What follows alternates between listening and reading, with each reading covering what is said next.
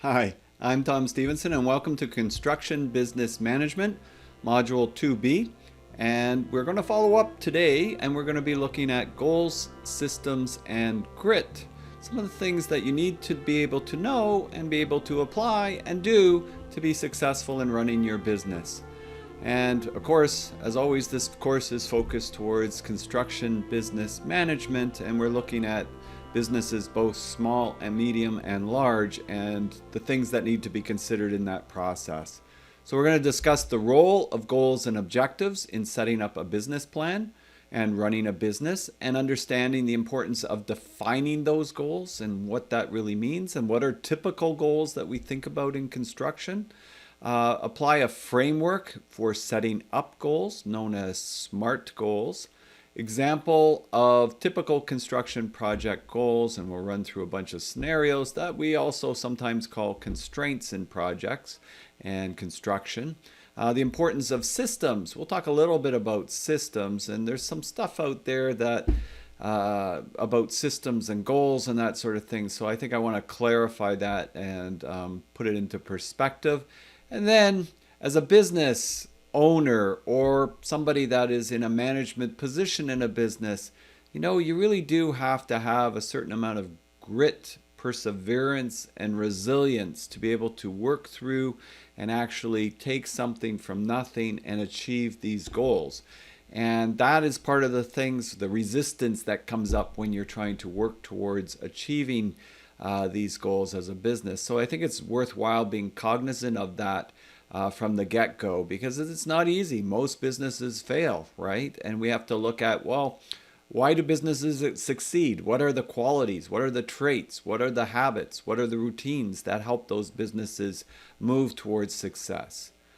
So when we think about goals and objectives, and I don't get all wound up. You can look everywhere you want about this. Is our goals higher and objectives underneath them? Are objectives higher and goals underneath? Whatever it is, we'll say that as an example, goals are higher and objectives are below them. Then that's fine. You can think about a hierarchy of how we have a work breakdown structure on a project. The high level is we want to get the project done, and then there's all these things we have to do to get the project done. So each intermediate activity or area is like a subset goal or a micro goal of the overarching goal, also known as objectives. So goals and objectives, they really need to be updated regularly and followed up on. So if you make goals, you need to be looking at them and you need to see, are they still pertinent? Are they still valid? They may need to be adjusted, all right? And so if we framed objectives to be the smaller activities, that's one way to break it down. We have goals, and then these are the smaller activities that we have to do to reach those goals. It's almost like when we think about projects, putting in a construction project framework, we have milestones. And once we achieve that milestone, we start looking to the next milestone. And the achievement of all these milestones leads us to the completion of the overall project. Well, it's very similar when we think about goals and objectives. And it's no secret that sports has it really well understood. When you talk about hockey or you talk about soccer, what's a goal, right? The goal is to put the puck in the other net, to put the ball in the other net. It's very, very clear. This is what we're trying to achieve. And then, of course, coaches and players, they work out strategies and different plays to help them get across the goal line if we're in football, get the puck in the net if it's hockey. So it's very clear in sports what we have to do, and then the plans and all the things that go in between. And you know what? You have really good strategies, and then something spoils that out on the field. It doesn't work the way that you thought. Some player gets injured. Some unknown circumstance occurs. And so what we have to be is agile. We have to be able to adjust. And really in the world of the military, they call it tactics. You have a strategy and you have tactics, and then the tactics help you get back on your path. And I mentioned in the last video that Eisenhower said plans are nothing, planning is everything. And if you want to put it into a modern day context, Mike Tyson said everybody has a plan until they get punched in the mouth, right? So we have to be pretty adaptable, and we have to also understand that things are not going to go exactly the way we plan. But if you have no plan, well, yeah, guaranteed they're not going to go the way you plan. You don't even know where you're going, right? Good chance you're going to put the puck in the wrong net. So you have to have those kind of plans and goals to help you along the way. And there's been a lot of research on this. Two individuals, three, Locke, Latham, and Bandura. Probably should have had a comma up there. Basically, did a lot of goal setting theory in the 60s, 70s, 80s, 90s, 2000s. And they kind of had this idea of clarity. Locke and Latham. Bandura is a renowned psychologist, and he was really into the self-efficacy, the confidence, and the commitment to achieve the goal aspect. Locke and Latham, clarity. It has to be clear. You got to know exactly what it is you're trying to achieve. If I don't know I've got to put this ball in the net, maybe I just got to hit this sign over here. How do I know? I got to have clarity. Challenge. If it's too easy, then it's not aspirational, and it's like you're going through the motions. Commitment. You have to have that solid commitment that I mentioned by Bandura. Again, that's sometimes the trouble we run into construction. We have subcontractors and we have suppliers, and they're not committed to the same end goal we are, and they kind of let us down at times. So that's really an aspect of lean construction, where we try to get reliable promises and commitment by the people engaged in our projects, well, the people engaged in our businesses and our employees, and getting people on the same path. Goals help for that. Feedback. How are we doing? Can we measure how we're doing as it's going along? Because if we can't measure it, we can't manage it. Mentioned that in the last video, that statement by Peter Drucker. And task complexity. There, again, if it's just routine, it's not really going to be that inspiring for us. So there should be some task complexity in it for it to really be a goal. Otherwise, it's just more of a habit or a routine. And in those cases, if it's that simplified, then that can be more handled by having really good systems in place. So from that, Locke's and Latham's goal setting theory sort of evolves SMART goals methodology. And it's just that it's easy to remember. It's nice. It's kind of a process. I like things when there's a framework or it's a tool methodology that we can educate our people on, that we can use to help us define and manage certain things. So you'll see in this course we'll mention a few things, like I mentioned in the previous session, which was the Pareto principle, the 20-80 rule, and how that can be useful as a framework for thinking about things. 20% of our profit comes from 80% of our clients. 80% of our times comes from 80% of our profit comes from 20% of our clients. It could go the other way. 20% of our, 80% of our effort is taken up by 20% of our subcontractors. 80% of our effort is taken up by 20% of our subcontractors.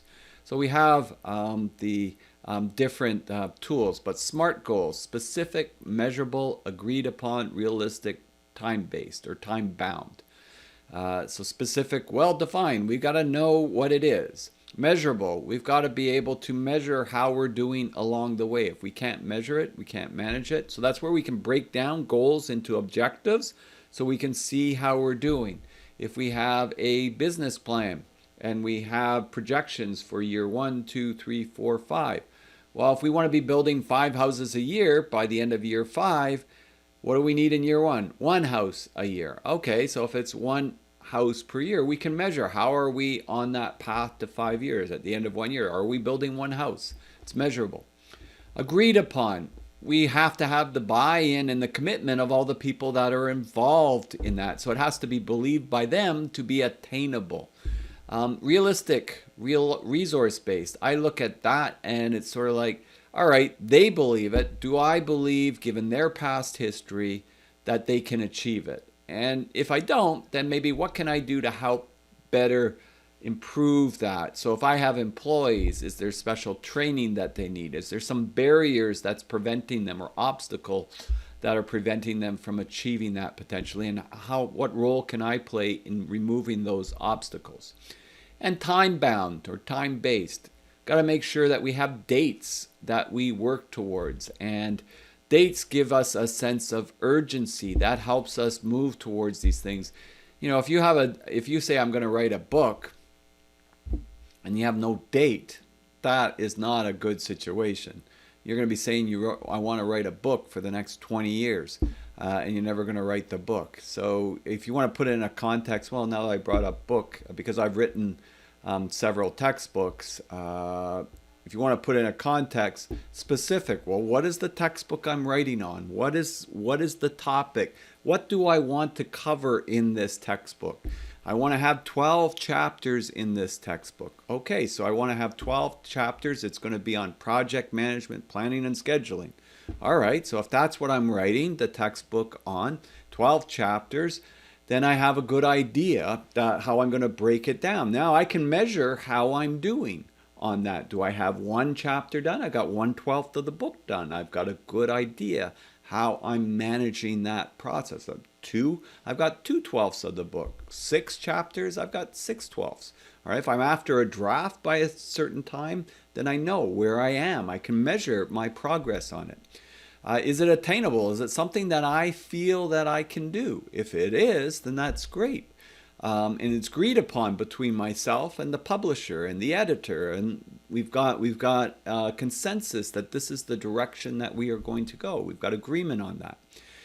Is it realistic? Is that time frame? Do I believe I can do it? If I don't, then maybe that's a point for rediscussion on that issue of the textbook. So is it realistic? And do I believe the editors and the publisher are going to assist me where I need those points of assistance and feedback so that I can actually achieve that?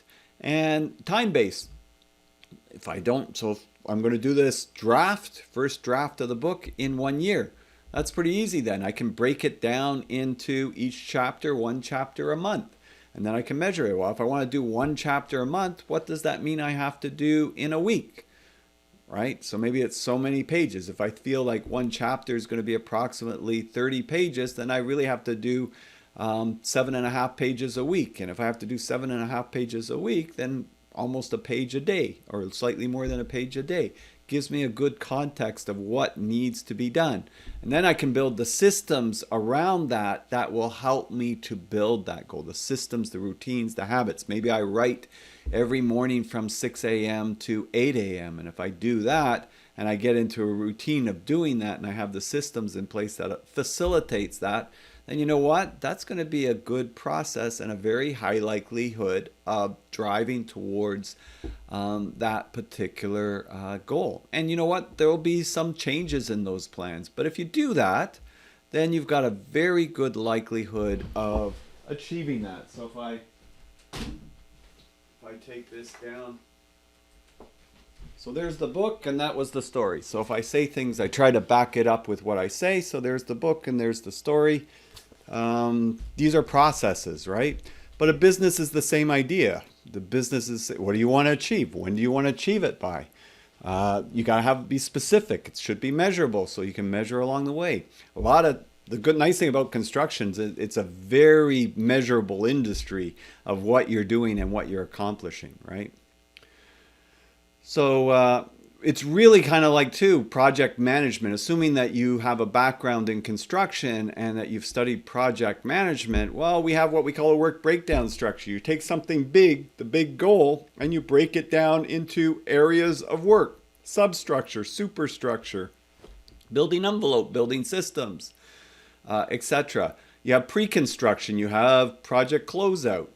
So you have all of these different sections and you can go deeper and deeper and deeper till you get to the lowest level of the things you need to do that are going to build to being successful in meeting your overall project goals. So a business plan is very similar in that kind of thinking. So I believe that construction people, if they really put their minds to the business side of things, they have a lot of the tools already built in when they understand projects. And they understand what it takes to be successful in achieving a project.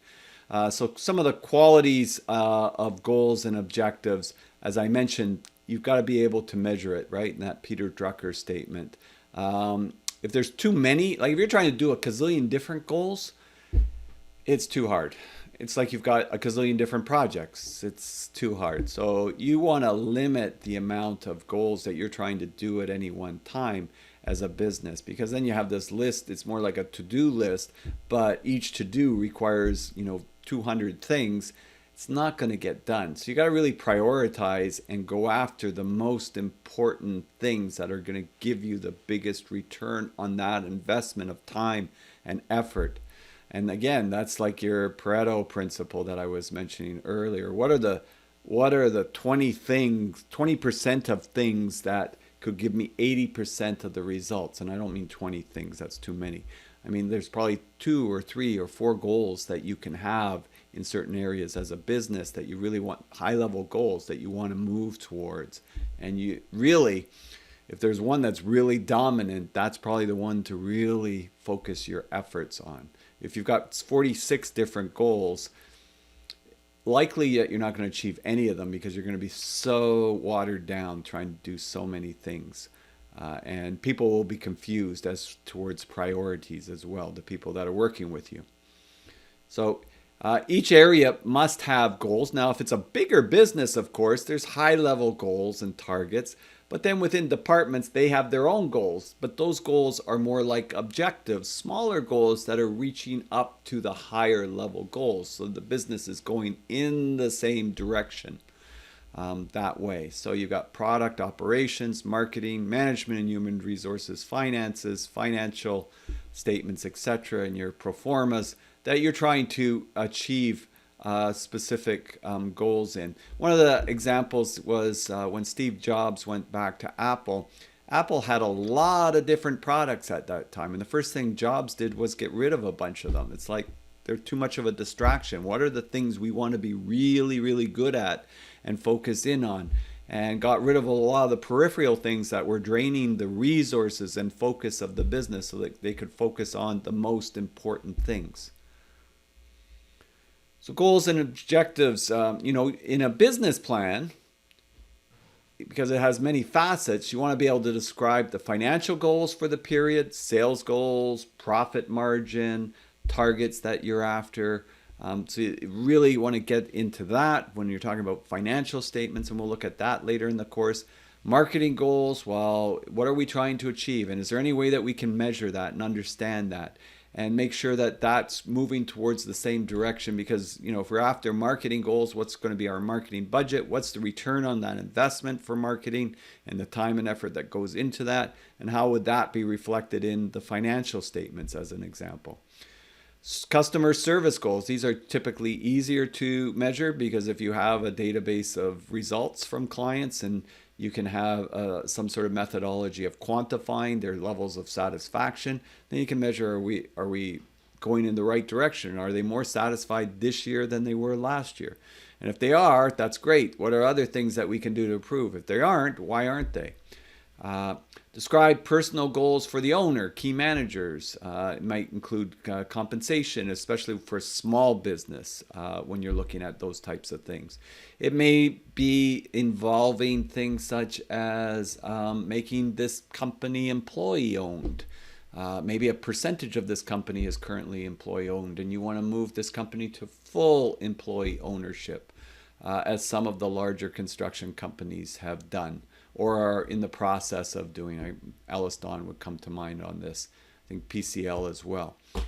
So these are some of the aspects of thinking about things. Now, if you've studied project management and we're studying construction business management, well, then you're familiar with this, project constraints and goals. So I'll fly through this fairly quickly, but there's this time, cost, quality relationship that goes on. And these are typically referred to as constraints. PMP, Project Management Institute, and the Penn Book of Knowledge, they describe these as constraints, but they're also goals. You just have to flip them around. This is the time constraint we want to meet or beat.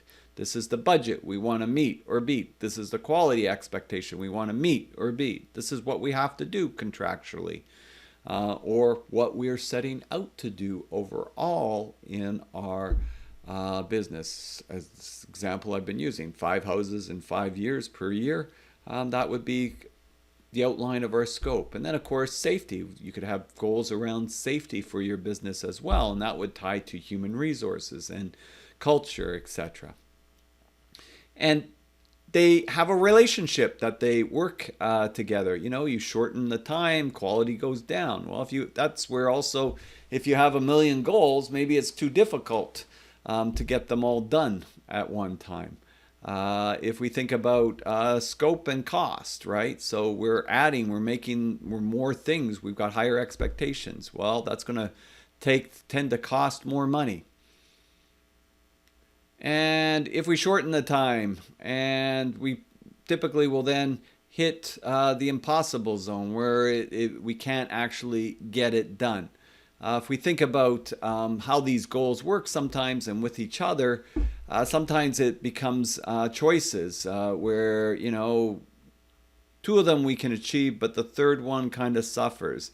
Very often with businesses, time and cost sort of take priority, and then what suffers is quality.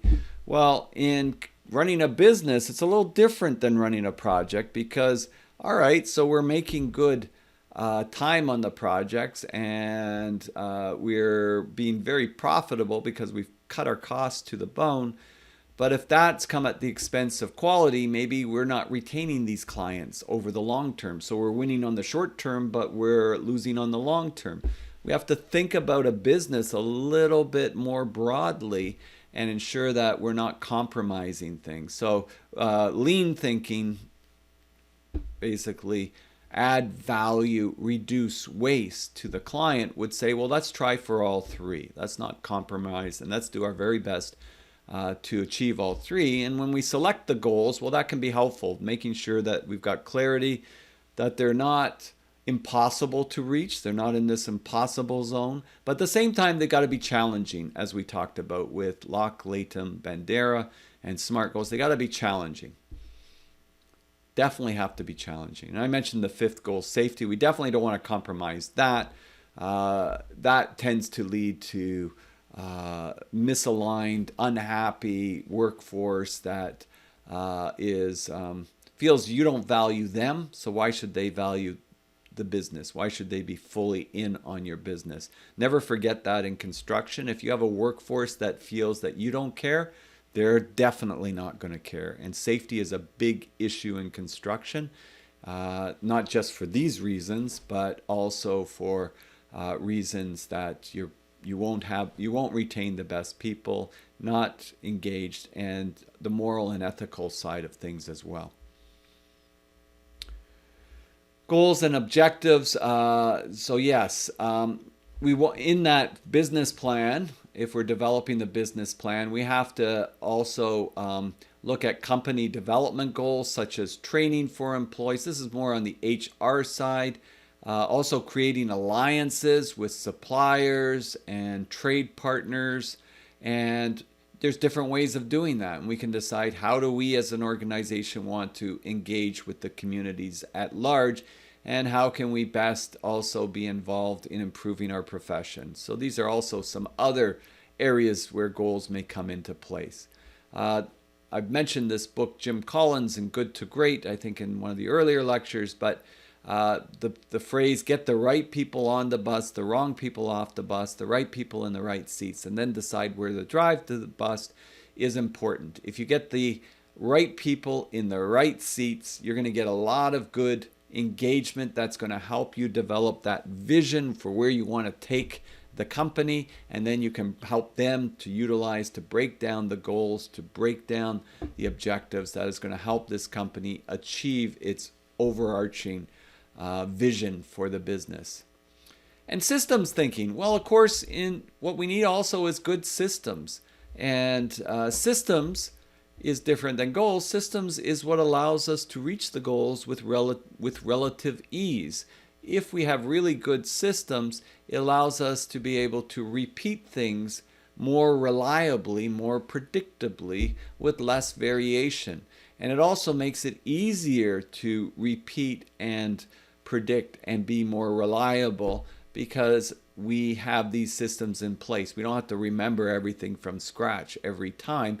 and we can apply them across the organization with proper training and development, so that if we build a project on time and on budget and to the quality expectation of the client, and we build systems around that, that means the next time we have a similar type project, we will be able to repeat that process. And because we have more time to think about the unique complexities of the project and less, data entries and tracking, because it's easier with the system, we can also work on continuous improvement in those areas.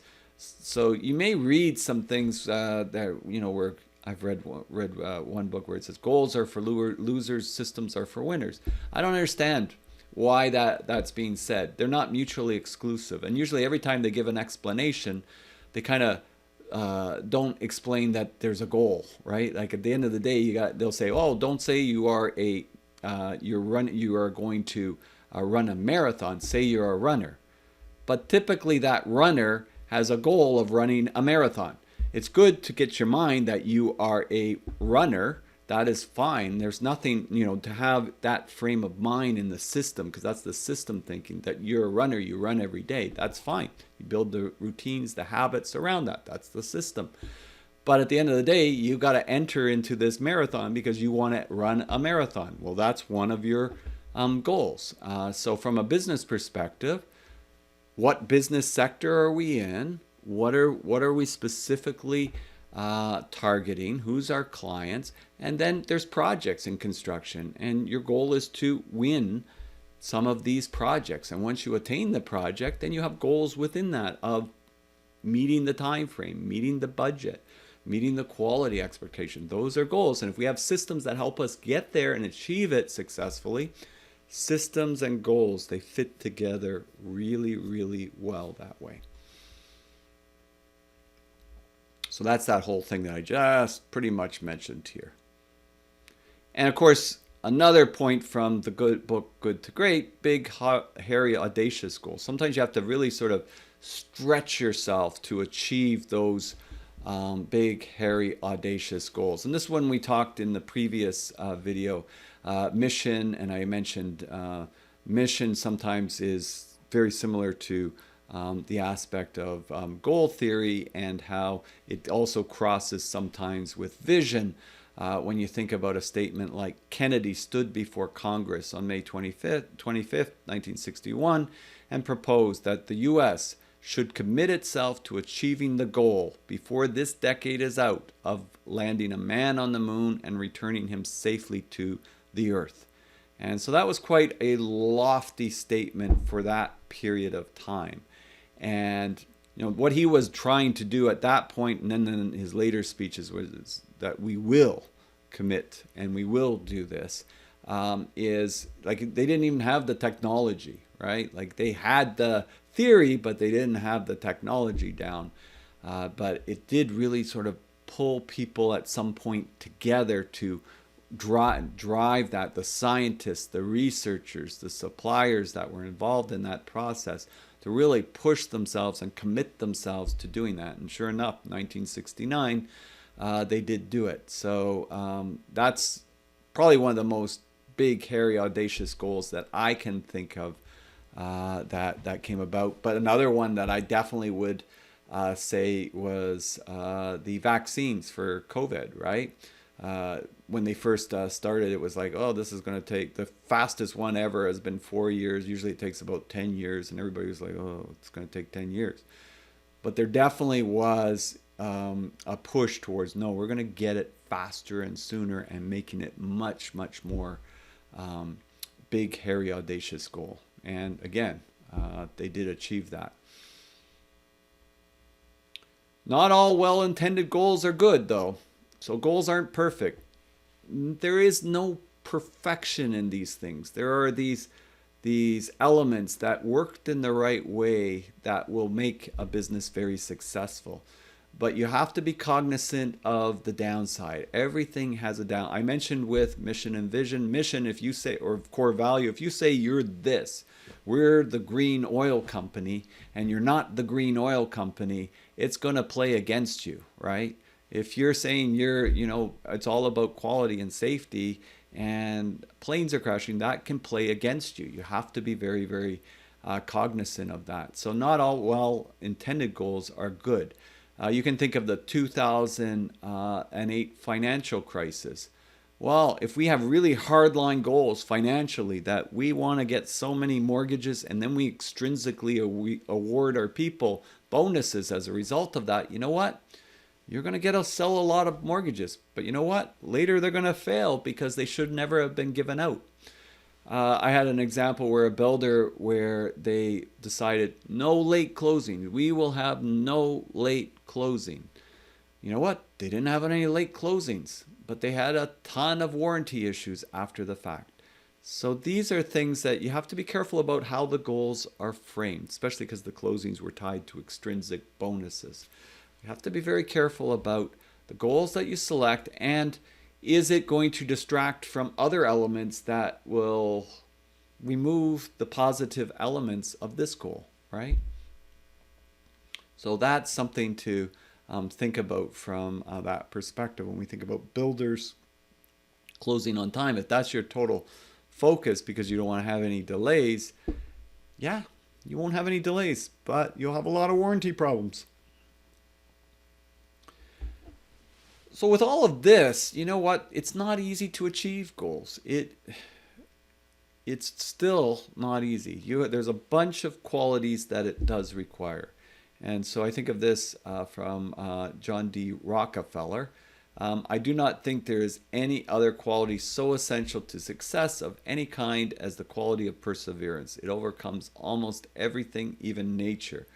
So that ability to persevere through things. And what Angela Duckworth, who's a researcher that kind of really brought up the term grit into today's sort of nomenclature of use by researching the topic, is that people that reach their goals tend to be pretty gritty, as she would say. And what she found was that it's not that you're born with grit. There's some people have a little bit more, we'll say, talent towards it, but definitely in her research, what she found is effort counts twice. So you can definitely teach grit. You can definitely teach these elements if you have a growth mindset instead of a fixed mindset. So if you are able to be gritty at moving towards and persevere in this and be resilient to the down things that are going to occur in this business. To be successful running a business, you definitely are going to need a certain amount of grit to be successful. But as I said, the good thing is, it doesn't matter where you are right now, you can work that to become better at that. It's not like, I took the grit test and I wasn't too good. That's not going to be very good for me. I'm not going to do that well. I better not start a bit. No, it just means I've got to work on some of these attributes. I got to build in some systems that help me to do that. I've got to make sure when I target goals, I'm not trying to do 10 goals at once. I've got to have enough that I can focus in and do what I need to do to get there as a business. And I have to communicate that to my people as well that are working that I'm managing in this business. If it's not your business, who are you managing in this business? Because we're moving towards a certain target as a business. And managers tend to think about things at a higher level than people working under managers. The best of managers definitely do that. And they have vision and they have leadership skills, not just management skills. So there's this little grit test that I'd like you to take. I would go click on this. Basically, you can just type it in, www.angeladuckworth.com, and take the grit test and see how you do on it. And it's really about resilience, grit, perseverance. And as I said, all can be learned. I guess I was having a good day. Sometimes too, it depends on your mood a little bit, how the scale will move. But I did this just before I put together these slides. I've done it a few times over the years. I'm usually not quite that high. I'm usually somewhere around here, but definitely it's a quality that I wasn't always as strong at. I think I've built that up over time, and writing books and doing these kind of projects and being involved in construction because in construction it's a tough business, and the ones that are in it a long time, they tend to get pretty gritty. So to have success from a business perspective, we talked about the mission, the vision, the core values, and really taking that seriously, and then developing goals and how to move towards those goals, how to define those goals. And I'm telling you now, it also requires you to be a bit gritty. I would also suggest for you not to just try the grit test, but also take a few minutes and start to seriously think about what objectives it will take for you to achieve your goals. What are some of the things that you need to do now to move you in that direction?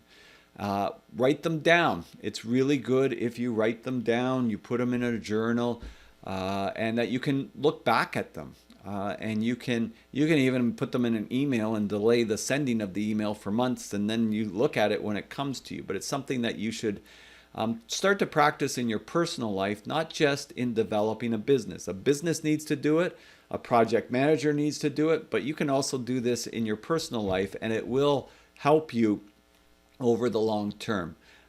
There was this sort of fictitious that at one time I thought was true, but it turned out to not be true, that people that wrote down their goals, it was studied at Harvard and they had way high success. Wasn't really true, the report, but I did track down a number of research reports that definitely you writing them down and picturing that, and then thinking about the things that you need to do, and then you got to take action. Starting along those lines leads you to that success. The same way it will in a business. And if you're in full reactive mode, that business won't be successful because you're just stuck. You may be able, because you're able to do the projects, just keep humming along, but to really grow and scale in the construction industry, you do need to have some targets, and you do need to communicate that to the people that are working with you. All right, so, and I'll finish with where I started. Plans are nothing. Planning is everything. Don't think that these plans are fixed. They will change over time. As new opportunities come up, they need to change. But no plan, you really don't know what you're doing. You really don't know where you're going. You're just kind of just floating along. You could hope to win the lottery and the great opportunity passes you and you're able to jump on it and it works. But that's not the way it generally works. So that's what I wanted to cover today. I'm Tom Stephenson, wishing you a wonderful day, and we'll see you next time. Bye for now.